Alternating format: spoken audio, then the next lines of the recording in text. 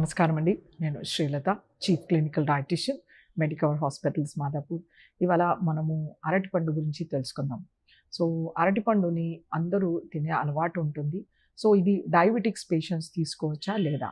So, ముఖ్యంగా అరటిపండులో ఎలాంటి పోషక విలువలు ఉంటాయి? ఇది మన శరీరానికి ఎంత మేలు చేస్తుంది? అలాగే డయాబెటిక్స్ ఎంత మోతాదులో తీసుకోవాలో తెలుసుకుందాం. సో, అరటిపండు అనేది మనకు సంవత్సరం పొడవునా లభించే పండు. సో, ఇది అందరూ ఎక్కువగా ఇష్టపడేది ఎందుకంటే దీని యొక్క టేస్ట్, తర్వాత స్వీట్‌నెస్, తర్వాత తేలిగ్గా తినేయడానికి ఉంటుంది. చిన్న పిల్లలు అంటే 6 మంత్స్ బేబీస్ నుండి 100+ ఇయర్స్ వరకు తేలిగ్గా దీన్ని తీసుకోవడానికి ఉంటుంది. అలాగే జీర్ణం కూడా చాలా తేలిగ్గా అవుతుంది కాబట్టి ఆల్ టైమ్ ఫేవరెట్ ఫుడ్ అని చెప్పొచ్చనమాట. సో, వీటిలో మనకి ఎన్నో రకాల పోషక విలువలు లభిస్తూ ఉంటాయి. సో, పళ్ళల్లో మనకి ముఖ్యంగా ప్రోటీన్ అనే ఇంపార్టెంట్ న్యూట్రియంట్ లభించదు. మన only fruit which has protein అంటే అరటిపండు అని చెప్పొచ్చు. సో, మనము సుమారుగా ఒక 200 గ్రామ్స్ బనానా తీసుకుంటే కనుక మనకి అప్రాక్సిమేట్లీ 3.2 గ్రామ్స్ ఆఫ్ ప్రోటీన్ లభిస్తుంది.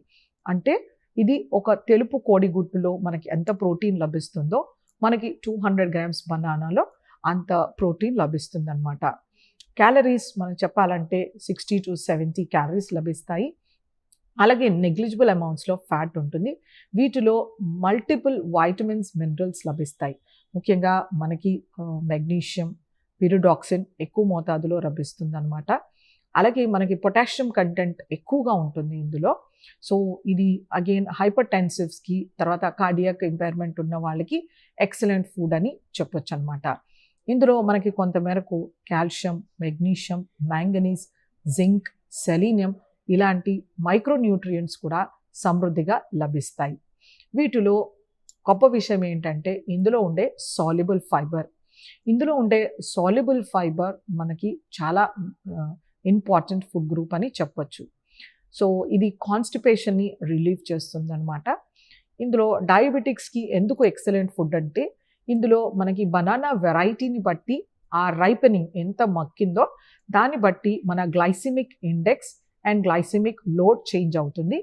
ఇది మనకు ఒక 45 నుంచి 60 లోపల ఉంటుంది. సో, లో టు మీడియం గ్లైసిమిక్ ఇండెక్స్ అనమాట.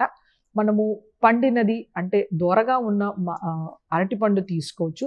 బాగా మగ్గిపోయి చాలా సాఫ్ట్ అయిన వాటిలో ఎక్కువ షుగర్స్ ఉంటుంది. ఎక్కువ glycemic index and glycaemic load ఉంటుందన్నమాట. సో, ఎప్పుడే కానీ అరటిపండు చాలా ఫర్మ్‌గా ఉండాలి. దోరగా పండి ఉండినవి తీసుకున్నప్పుడు మనకి correct GI and GO load, glycaemic load లభిస్తుందనమాట. ఇలాంటివి తీసుకున్నప్పుడు మనకి ఎక్కువ గ్లైసిమిక్ వేరియబిలిటీ అనేది ఉండదు. సో, మనము ఒక 100-150 grams safe dosage for diabetics. So, ఇలా తీసుకోవచ్చనమాట. మనకి మార్కెట్‌లో రకరకాల వెరైటీస్ లభిస్తాయి. చాలా చిన్నగా ఉంటుంది. కొంచెం మీడియం సైజ్ కానీ, పెద్ద సైజ్ కానీ, రెడ్ వెరైటీ ఇలా రకరకాలుగా లభిస్తుందనమాట. వీటిలో మనకి రెసిస్టెంట్ స్టార్చ్ అనేది ఉంటుంది. That is the beauty of the banana. So, ఈ రెసిస్టెంట్ స్టార్చ్ అనేది మెల్లిగా మన ఇంటెస్టైన్‌లో డైజెస్ట్ అవుతుంది. సో, దీని వలన వెంటనే షుగర్స్ పెరిగే ఆస్కారం ఉండదనమాట. సో, మనకి ఇన్ని రకాల వైటమిన్స్, మినరల్స్, తర్వాత ఎన్నో రకాల యాంటీ ఆక్సిడెంట్స్, పాలిఫినోలిక్ కంపౌండ్స్ ఉన్న ఈ అరటిపండు చాలా శ్రేష్టమని చెప్పొచ్చనమాట. సో, దీన్ని మనము ఎలాంటి రూపంలో తీసుకోవచ్చు? సో, అరటిపండు తొన తీసేసి సింపుల్‌గా తీసుకోవడం అనేది సేఫ్ మెథడ్. దీన్ని బనానా మిల్క్ షేక్ చేయడం కానీ, పుడ్డింగ్ చేయడం కానీ, జామ్స్ లేకపోతే జెల్లీస్ చేయడము, లేకపోతే థిక్ షేక్స్ చేసుకోవడం కానీ, ఇంకా ఏమైనా డెజర్ట్స్, పుడ్డింగ్స్ చేయడం వలన మనము దీని calorific value, fat content and glycemic index load పెరుగుతుంది కాబట్టి ఇలాంటి ప్రిపరేషన్స్ డయాబెటిక్స్‌కి అన్‌సేఫ్ అని చెప్పొచ్చు. సో, పండులాగా తీసుకున్నప్పుడు దీంట్లో ఉండే vitamins, minerals, anti oxidant and excellent soluble fibre అనేది లభిస్తుందన్నమాట. వీటిలో ఉండే సాల్యుబుల్ ఫైబర్ కాన్‌స్టిపేషన్‌ని రిలీవ్ చేస్తుంది. వెయిట్ రిడక్షన్‌కి హెల్ప్ చేస్తుంది. అలాగే మనకి సషైటీ ఇస్తుంది. మన గట్‌లో ఉండే యూస్‌ఫుల్ బ్యాక్టీరియాని మల్టిప్లై చేస్తుందన్నమాట. అలాగే మనకి కొలెస్ట్రాల్‌ని తగ్గించడానికి కూడా ఎంతో హెల్ప్ చేస్తుంది. ఇందులో కొంతమేరకు ఇన్సాల్యుబుల్ ఫైబర్ కూడా లభిస్తుందన్నమాట. ఈ అరటిపండుని మనము సీజన్‌లో అంటే త్రూ ద ఇయర్ దొరికినప్పుడు ఫ్రీక్వెంట్‌గా కాకుండా వారంలో 2-3 సార్లు అలా తీసుకున్నప్పుడు ఎటువంటి నష్టం ఉండదు. ఇది తేలిగ్గా అరుగుతుంది, తినడానికి తియ్యగా ఉంటుందని ఫ్రీక్వెంట్‌గా ప్రతిరోజు తీసుకోవాల్సిన అవసరం లేదు. అలాగే దీన్ని ఆహారంతో పాటు ఎప్పుడు కూడా తీసుకోకూడదు. ఎప్పుడైతే మనము లంచ్, డిన్నర్ ఆర్ బ్రేక్‌ఫాస్ట్‌తో పాటు తీసుకుంటే షుగర్స్ వెంటనే పెరిగే ఛాన్స్ ఉంటుంది. దీనివల్ల గ్లైసెమిక్ ఇండెక్స్ ఆఫ్ ఫుడ్ పెరిగిపోతుంది. సో, అందుచేతనే వీటిని 11కి కానీ, 4-6 లోపల కానీ సాయంత్రం తీసుకుంటే కనుక మనకి షుగర్స్ ఫ్లక్చుయేషన్స్ అనేవి ఉండవన్నమాట.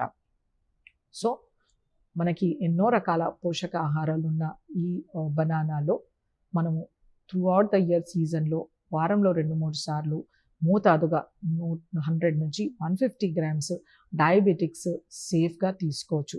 బట్ అన్‌కంట్రోల్డ్ డయాబెటీస్ ఉన్న వాళ్ళు మాత్రం ఖచ్చితంగా అవాయిడ్ చేయాల్సి ఉంటుందన్నమాట. వీటితో షుగర్ పెరిగే ఛాన్స్ ఉంటుంది కాబట్టి లెస్ దెన్ 300-250 మిల్లీగ్రామ్స్ ఉన్న వాళ్ళు మీరు చెప్పిన రికమెండేషన్‌లో తీసుకుంటే శరీరానికి ఎటువంటి నష్టం ఉండదు.